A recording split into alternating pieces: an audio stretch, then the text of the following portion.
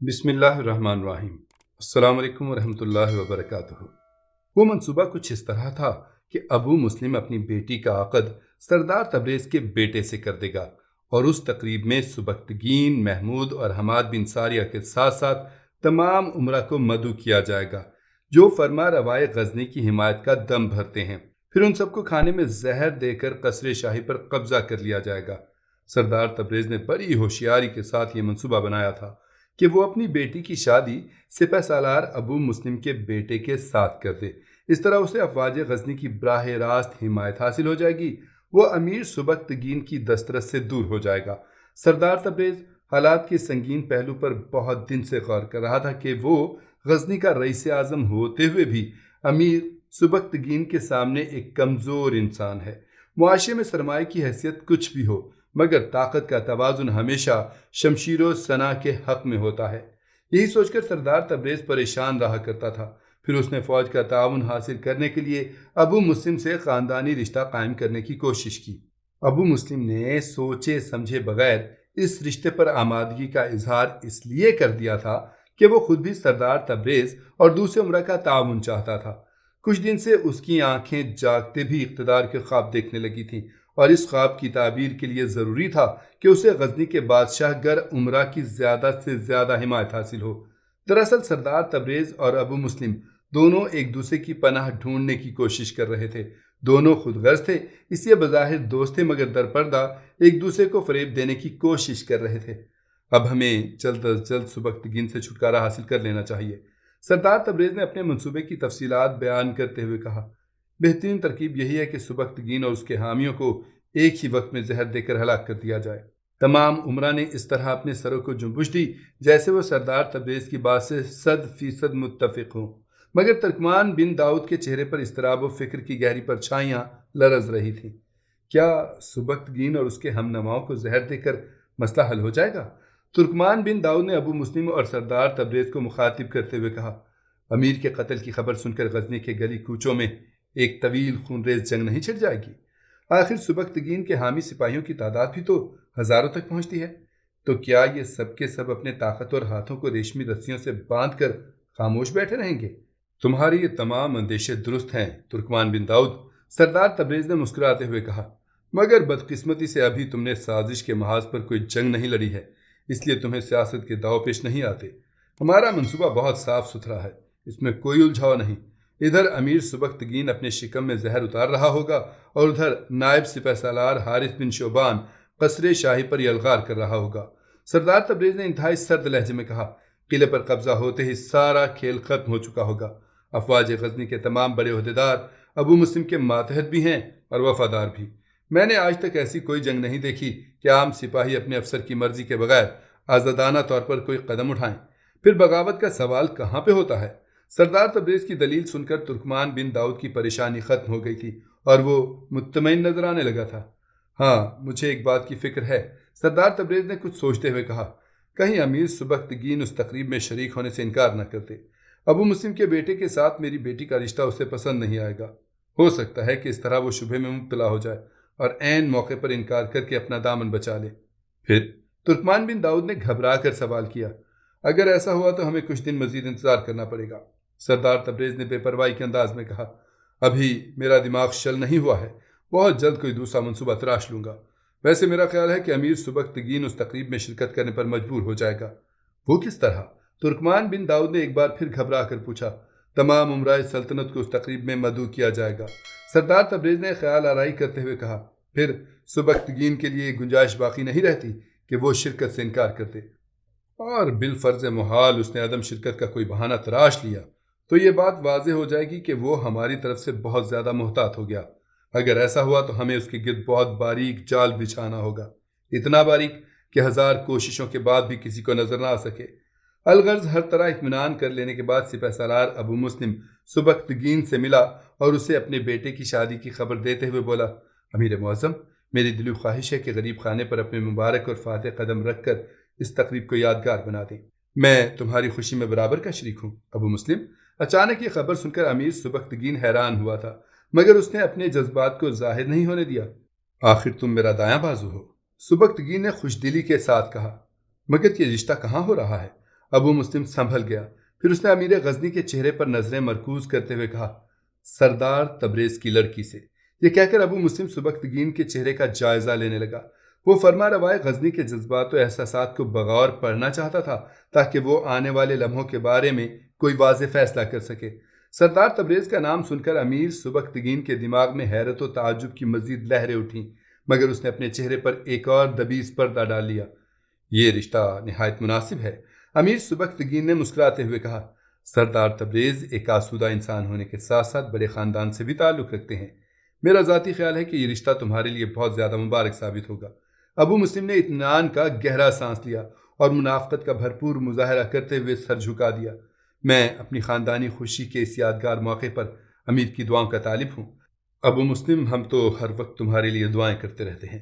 امیر سبکتگین کے ہونٹوں کی مسکراہٹ کچھ اور گہری ہو گئی تھی، مگر غزنی کا سپہ سالار یہ اندازہ نہیں کر سکتا تھا کہ اس کے حکمران کے دل و دماغ میں کیسے کیسے طوفان اٹھ رہے ہیں، اور آج کے بعد سے تو ان دعاؤں میں مزید شدت آ جائے گی۔ امیر معظم کا بہت شکریہ۔ ابو مسلم یہ کہتا ہوا اٹھا۔ صاحبزادہ محمود اور خواتین معظمہ بھی اس دعوت میں مدعو ہیں۔ ابو مسلم کا اصل نشانہ تو محمود تھا، مگر اس نے خواتین معظمہ کو دعوت نامہ اس لیے دیا تھا کہ سبکتگین کے ذہن میں شبہات کا ہلکا سا عکس بھی باقی نہ رہے۔ تمہاری اس خوشی میں پورا محل شریک ہوگا ابو مسلم۔ امیر سبکتگین نے اس طرح کہا جیسے یہ اس کے اپنے خاندان کی تقریب ہو۔ ابو مسلم احترام امیر میں نصف قد تک جھکا اور آہستہ آہستہ چلتا ہوا سبکتگین کی خلوت گاہ سے نکل گیا۔ ابو مسلم کے جاتے ہی سبکتگین نے معزول شدہ نائب سپہ سالار حماد بن ساریہ اور محمود کو خلوت میں طلب کر لیا۔ ابن ساریہ، تم نے کچھ سنا؟ سبکتگین کے چہرے پر غیر معمولی سنجیدگی طاری تھی۔ سردار تبریز کی لڑکی کی شادی ابو مسلم کے بیٹے سے ہو رہی ہے؟ جی امیر معظم، حماد بن ساریہ نے آہستہ سے کہا۔ آپ کو تقریب میں شرکت کی دعوت دے کر وہ میرے پاس بھی آیا تھا اور تقریب میں شریک ہونے کے لیے اصرار کر رہا تھا۔ مجھے ابو مسلم اور سردار تبریز کے درمیان یہ رشتہ کچھ عجیب سا محسوس ہو رہا ہے۔ سبکتگین نے ایک ایک لفظ پر زور دیتے ہوئے کہا۔ اس رشتے کو عجیب نہیں، عجیب تر کہیے امیر محترم۔ بوڑھے ابن ساریہ کی آنکھوں میں ایک مخصوص چمک ابھر آئی تھی۔ بلکہ عجیب ترین کہیں تو زیادہ مناسب ہوگا۔ جب دو منافق آپس میں اس طرح مل جائیں تو ہمیں سمجھ لینا چاہیے کہ کوئی خوفناک واقعہ پیش آنے والا ہے۔ اس بات سے تمہارا کیا مقصد ہے ابن ساریہ؟ اگرچہ سبکتگین خود بھی اس تقریب کے پس پردہ کسی نئے فتنے کی آہٹ محسوس کر رہا تھا، لیکن اس سلسلے میں وہ اپنے سے زیادہ تجربہ کار اور جہاندیدہ شخص کی رائے معلوم کرنا بھی ضروری سمجھتا تھا۔ اس وقت میری حقیر رائے یہی ہے کہ آپ ابو مسلم کی تقریب میں شرکت نہ فرمائیں۔ ابن ساریہ نے بصد احترام اپنے امیر کو مشورہ دیتے ہوئے کہا۔ میں اس ہنگامی تقریب کے انعقاد سے اس نتیجے پر پہنچا ہوں کہ وہ سلطنت غزنی کے تمام جانثاروں کو یکجا کر کے کوئی ہنگامہ کھڑا کرنا چاہتا ہے۔ ہنگامے سے تمہاری کیا مراد ہے؟ امیر سبکتگین نے اپنے بوڑھے مشیر سے ایک اور سوال کیا۔ خاک میں بدہن، ابن ساریہ نے جھجکتے ہوئے کہا۔ تقریب کیف و نشاط کی آڑ میں وہ فرما روائے غزنی کو گرفتار کر کے مملکت غزنی کے تمام جانثاروں کو تحت ایک کر دینا چاہتا ہے۔ مجھے ابو مسلم اور سردار تبریز کے درمیان قائم ہونے والے اس نئے رشتے سے کسی سنگین بغاوت کی بو آ رہی ہے۔ ابن ساریہ، ہمارے ذہن میں بھی کچھ اسی قسم کے اندیشے سر ابھار رہے ہیں، امیر نے جواباً کہا، مگر ہم وہاں جائیں گے ضرور، ورنہ سردار تبریز ہمیں بزدلی کا تانا دے گا۔ ایک منافق اور اس کی تانا زنی کی کوئی حیثیت نہیں۔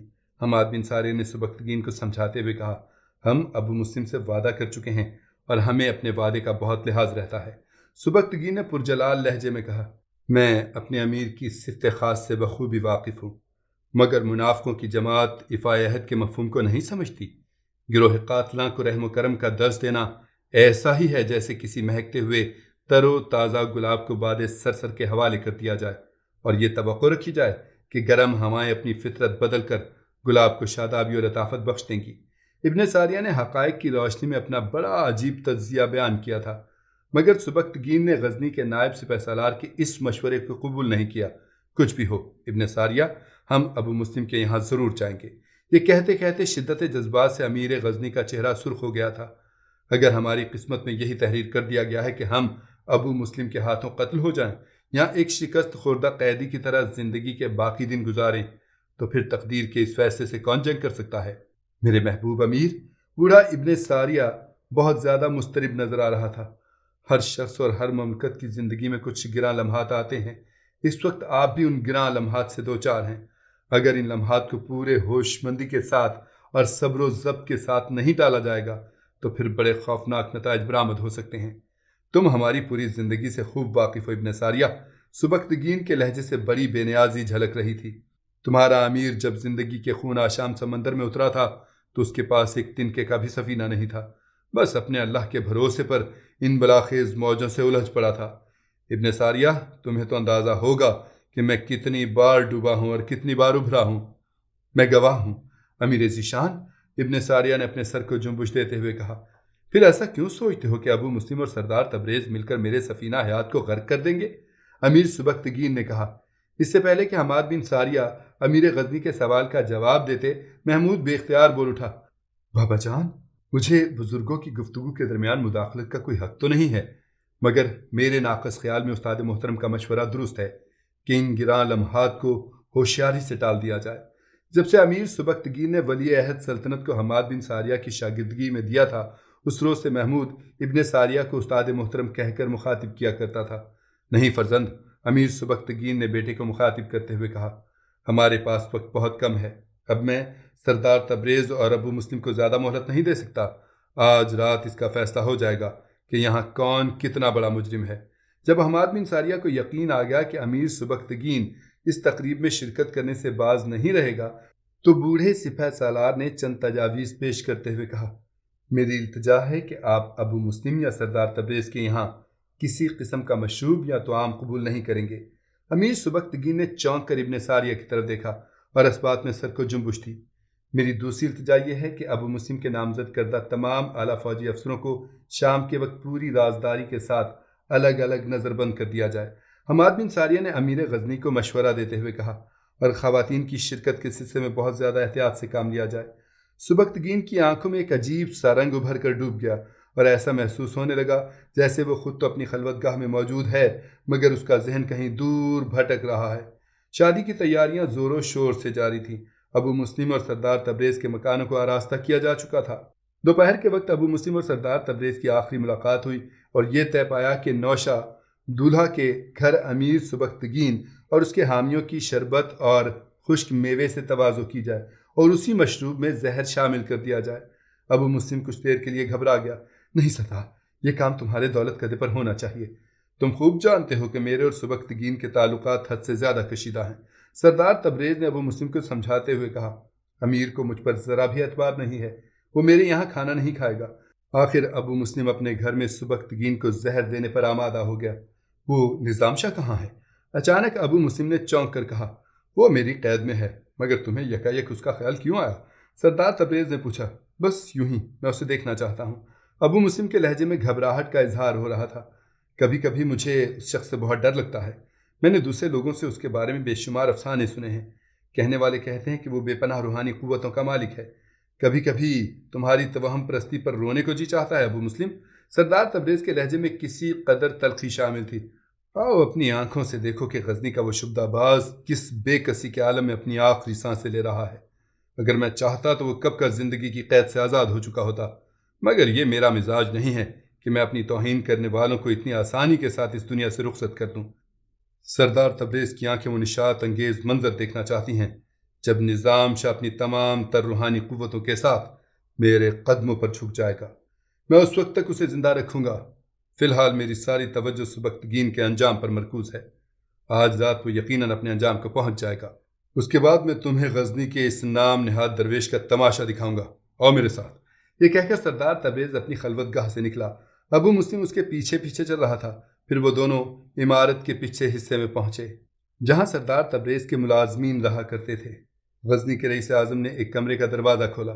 نظام شاہ حسب عادت سر جھکائے بیٹھے تھے۔ ان کا لباس جگہ جگہ سے پھٹ چکا تھا اور پورے جسم پر سردار تبریز کے دیے ہوئے زخموں کی گلکاری صاف نظر آ رہی تھی۔ امیر سبکتگین نے اس قاتل شادی میں شرکت کی یا نہیں؟ دشمن انہیں زہر دینے میں کامیاب ہو سکا یا نہیں؟ نظام شاہ رحمۃ اللہ علیہ قید میں ہی رہے یا ان کی روحانی قوتوں نے پانسا پلٹ دیا؟ یہ سب جانیے داستان کے اگلے حصے میں۔